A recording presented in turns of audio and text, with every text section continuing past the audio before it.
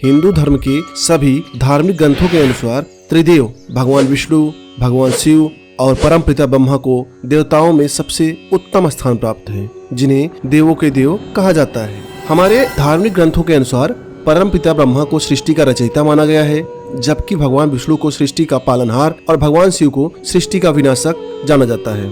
दोस्तों, जैसा कि जानते हैं कि इस संसार को चलाने के लिए त्रिदेवों की अपनी अपनी भूमिका है, तो हर मनुष्य के मन में कभी न कभी ये इच्छा जरूर आती है कि त्रिदेवों में सबसे ज्यादा शक्तिशाली कौन है। अगर आपके मन में भी यह सवाल आता है कि त्रिदेवों में सबसे ज्यादा शक्तिशाली कौन है, तो इस वीडियो के अंत तक जरूर देखिए। नमस्कार दोस्तों, स्वागत है आपका योगी एक कहानी पर। दोस्तों, त्रिदेवों में सबसे शक्तिशाली कौन है, इसका वर्णन शिव पुराण, श्रीमद् भागवत गीता और सप्त ऋषियों की कथाओं में मिलता है।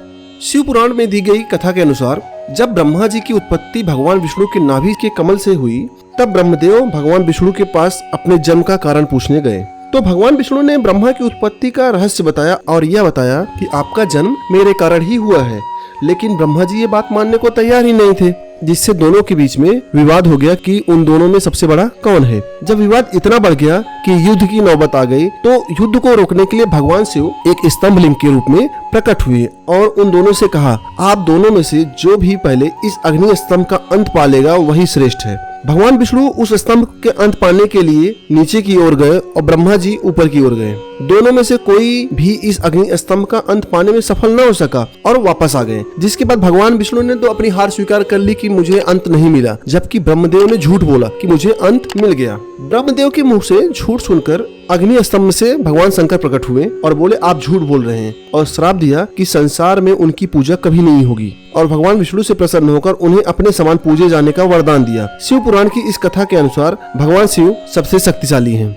सप्तऋषियों की कथा के अनुसार एक बार सप्तऋषियों में यह चर्चा हो रही थी कि भगवान ब्रह्मा, भगवान विष्णु और महेश में सबसे बड़ा कौन है। जिसमें किसी ने कहा ब्रह्मदेव बड़े हैं, तो किसी ने कहा कि भगवान विष्णु बड़े हैं, तो किसी ने कहा भगवान शंकर बड़े हैं। और जब किसी बात पे निष्कर्ष नहीं निकला कि कौन बड़ा है, तो सप्तऋषियों ने त्रिदेवों की परीक्षा लेने के बारे में सोचा और उन्होंने यह कार्य महर्षि भृगु को सौंपा। महर्षि भृगु सर्वप्रथम अपने पिता ब्रह्मा जी के पास गए और वहां जाकर उन्होंने न तो ब्रह्मा जी को प्रणाम किया और न ही उनकी स्तुति की। यह देखकर ब्रह्मा जी को बहुत क्रोध आया, उनके चेहरे के भाव बदल गए।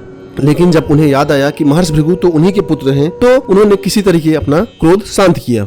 ब्रह्मा जी का क्रोध देखने के बाद महर्षि भृगु कैलाश पर्वत पर महादेव से मिलने गए। महादेव ने जब देखा कि महर्षि भृगु आ रहे हैं, तो वो प्रसन्न हो गए और अपने आसन से उठकर उन्हें अपने गले लगाने के लिए आगे बढ़े और अपने हाथ फैला दिए। लेकिन भृगु तो उनकी परीक्षा लेने आए थे, तो उन्होंने महादेव का आलिंगन स्वीकार नहीं किया और कहा कि आप हमेशा वेदों और धर्म की मर्यादा का उल्लंघन करते हैं। आपसे ही वरदान पाकर दुष्ट राक्षस संसार पर संकट लेकर आते हैं। इस पर भगवान शिव बहुत क्रोधित हो गए और उन्होंने अपना त्रिशूल उठा लिया। तब माता पार्वती ने किसी तरह उनके क्रोध को शांत कराया। अंत में महर्षि भृगु वैकुंठ गए। उन्होंने देखा कि भगवान श्री हरि विष्णु क्षीर सागर में विश्राम कर रहे हैं, जिसे देखकर महर्षि भृगु ने उनके सीने पर एक तेज लात मारी।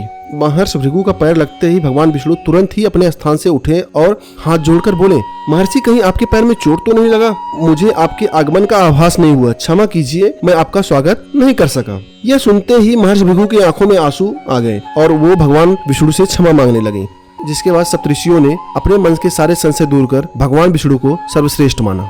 दोस्तों, त्रिदेवों में सबसे बड़ा कौन है, इसके बारे में भगवान श्री कृष्ण गीता में कहा है कि जो भक्त मुझे जिस तरह भजता है मैं उसी तरह प्राप्त होता हूँ। इसका मतलब यह होता है कि चाहे वो ब्रह्मा के रूप में पूजे या विष्णु के रूप में पूजे या महेश के रूप में पूजे, वास्तव में एक ही परम तत्व मैं ही हूँ। तो दोस्तों, जब ये तीनों एक ही हैं, तो इनके बीच में तुलना करना असंभव है कि कौन बड़ा है।